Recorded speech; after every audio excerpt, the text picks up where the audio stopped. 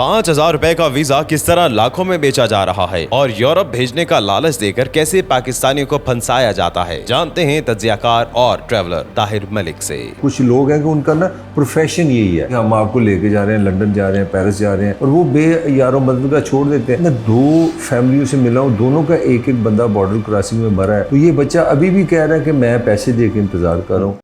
Urdu point की videos देखने के लिए हमारा चैनल सब्सक्राइब कीजिए और बेल के आइकन पर क्लिक कीजिए ताकि आप हमारी तमाम आने वाली वीडियोस से बाखबर रह सकें।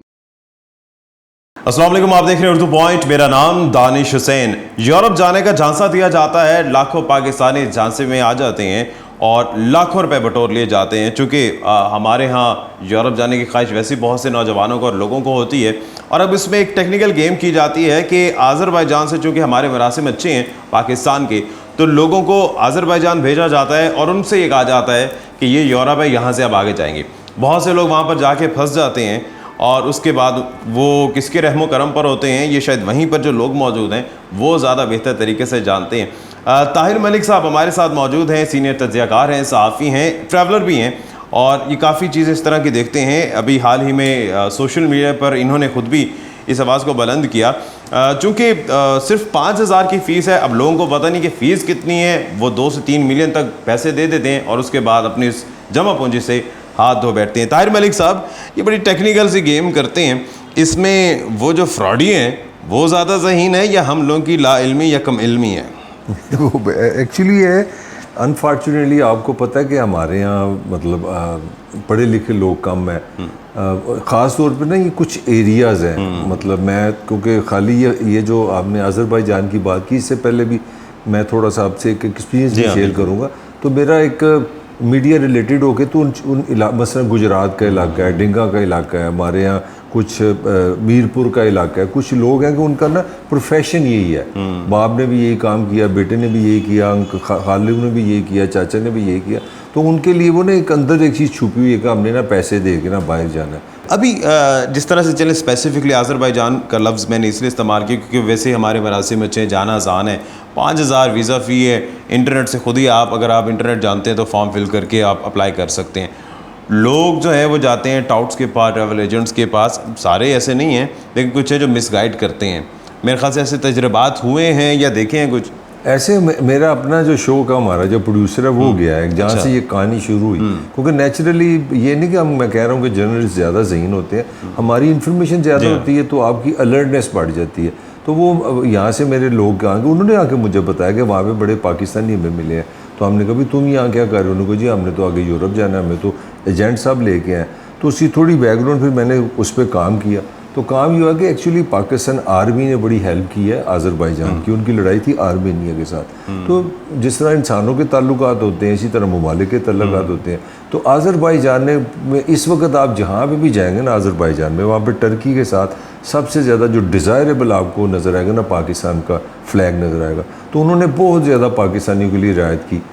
अब जो हमारे एजेंट लोग हैं जिनको आप फ्राडिया कह रहे हैं, उन्होंने फ़ौरन रीड किया कि वो सारे एजेंट नहीं, जो चंद जो फ्राडी हैं। जब आप फ्राडिया कह रहे हैं इसका मतलब है वो लोग जो इंसानों को डाके, वो किसी भी शोबे में हो सकता है, वो डाका डालना चाह रहे हैं, मैं उनकी बात कर रहा हूँ। उन्होंने फ़ौरन इसकी इंटरप्रिटेशन यूँ की कि यार ये एक अच्छी लाइन है, आपने एक फ्री एक मुल्क है, ब्रदर मुल्क है, उसने कहा जी आप पाकिस्तानी को दें वीज़ा, तो उसके $20 उसकी फ़ी है। तो अब अगर मुझे इंग्लिश ही नहीं आती, मुझे इंटरनेट के नहीं पता, इस मुल्क में हज़ारों लाखों लोग हैं जो बाहर जाना चाह रहे हैं और उनकी ये वीकनेस है, उन बेचारों को तो आज़रबाईजान का भी नहीं पता, बाकू का भी नहीं पता, उनको ये भी नहीं पता, वो हर गोरे बंदे को समझते हैं कि वो यूरोपियन है या लंदन है, वट एवर। तो वो तो सेंट्रल एशिया में ही आता है। तो उन्होंने ये एक नया डाका शुरू कर दिया। उन्होंने कहा जी हम आपको लेके जा रहे हैं, लंदन जा रहे हैं, पेरिस जा रहे हैं, वहाँ आपको यूरोप के मुल्क में रखेंगे, वहाँ से फिर आगे आपको यूँ कर देंगे वो, और वो बे यारों मदद का छोड़ देते हैं। और आपकी इतला के लिए ये कोई नई खबर नहीं है, ये साल से इस तरह हो रहा है हमारे यहाँ। ये को ईरान ले जाते हैं। अब ईरान में मैं एक डाटा पता चला कि 20 से 30 हज़ार हर साल वहाँ से बंदे डिपोर्ट होते हैं। ये वही डिपोर्ट होते हैं जो ये फ्राडी जिनकी हम बार बार बात कर रहे हैं, वो यही करते हैं, पैसे लिए ईरान ले गए, वहाँ से आपको इलीगली टर्की ले गए, कोई टर्की से पकड़ा गया, कोई ईरान से पकड़ गया। अब नया जो इनका काम शुरू किया वो आज़रबाईजान। ऐसे में फ़ॉरेन ऑफिस का क्या किरदार है, या हमारे या उनके जो ख्वाजा पॉलिसीज़ है, इसमें कुछ इस तरह की SOPs हैं कुछ कि इन लोगों के साथ किस तरह से ट्रीट किया जाए? देखिए वो तो नेचुरली FIA बैठी है आपके यहाँ 25-30 ऐसे खुफिया इदारे हैं जिनका काम ही ये है कि वो काम करें, वो करते नहीं है, वो गिरफ्तार भी करते हैं। एक तो हमारा जो रियासती ढांचा है या जो मशीनरी है वो पाक साफ नहीं है, to be honest with you. वो वहाँ पे भी पैसा पूसा चलता है, आपको पता, आप गारंटी नहीं कर सकते कि हमारे सरकारी जो महकमे हैं वो सही करेंगे। मगर ऑन दी अदर वे, जब आपके पास एक पाकिस्तानी पासपोर्ट है, अब आप ने मुझे 5,000 रुपये मेरे पे $20 लगा के मेरा वीज़ा मुझे दे के आपने मेरे घर में मुझे पैसे ले लिए, तो फिर शायद मेरे लिए सरकार को इनलीगल तो नहीं ना हो रहा। मैं तो मैं अपने पासपोर्ट भी जा रहा हूँ। असल तो इसका जो मुजरम है वो हमारा निज़ाम है, हमारा वो निज़ाम जो सियासी, माशी और समाजी तौर पर लोगों की ज़रूरियात पूरी नहीं करता। और ये याद रखिएगा, किसी भी माशरे में जिला वतनी घर छोड़ने से बड़ी सज़ा होती है। और ये सज़ा उस ज़माने में अंग्रेज़ ने दी थी बहादुर शाह ज़फ़र को कि तुम बादशाह सलामत है, चल काका तन असी रंगून भेजन लगे।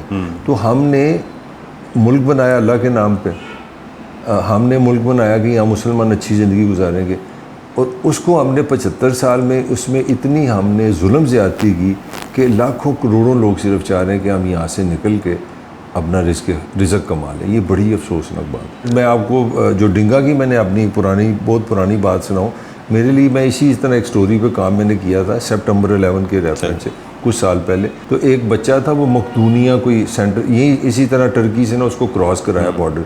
तो वहाँ पे ना उन्होंने, उस मुल्क वालों को, अमेरिकन ने कहा था कि आप कोई टेररिस्ट पकड़ेंगे तो हम आपको $1 मिलियन इनाम देंगे।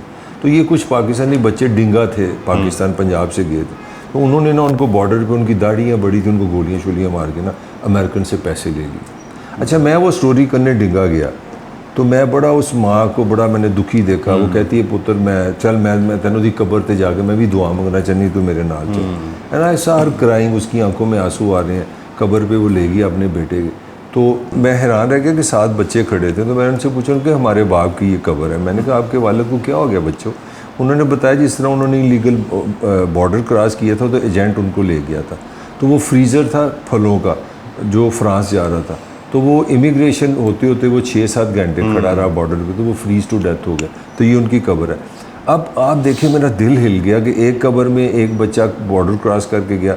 चलें, वो जब स्टोरी मैंने ख़त्म कर ली ना, तो मैं जो बच्चा मुझे वहाँ पे उसका भाई जो जिसकी डेथ हुई थी इसी तरह बॉर्डर पे गोली लग के, वो मेरे साथ चल रहा था। तो मैं वहाँ से I was coming back to Lahore from Dinga. तो मैंने उससे पूछा, मैं कहा यार तेरा भरा चला गया, कितना दुख की गल है, तेरा जवान भरा किस तरह सराते गोली, तो तू पुत्र की करना है? तो कहता है मैं सर कुछ नहीं करता। मैं कहा तो तुम्हारा फ्यूचर प्लान क्या है? तो उसने जो वो ये है पंच लाइन, वो कहता है मैं 10 लाख रुपया एजेंट को देता है, तो इंशाल्लाह महीने 2 तक मैं भी चला जाऊँ। तो आई वॉज शॉक्ड। मैंने कहा यार मैं 2 फैमिलियों से मिला हूँ, दोनों का एक एक बंदा बॉर्डर क्रॉसिंग में मरा है, तो ये बच्चा अभी भी कह रहा है कि मैं पैसे दे के इंतज़ार कर रहा हूँ। तो मेरे लिए तो बड़ा दुख हुआ। अब तो आप लीगल वीज़े से भी जाएँ तो आपको फ़ायदा इस तरह नहीं है कि दुनिया होगी गरीब ज़्यादा, काम नहीं मिलते, लीगली बड़े मसले हैं कि आपको काम करने, आपके पास वीज़ा है, आप घूम फिर सकते हैं, आप वहाँ काम नहीं कर सकते, क्योंकि चीज़ हो गई कंप्यूटराइज्ड।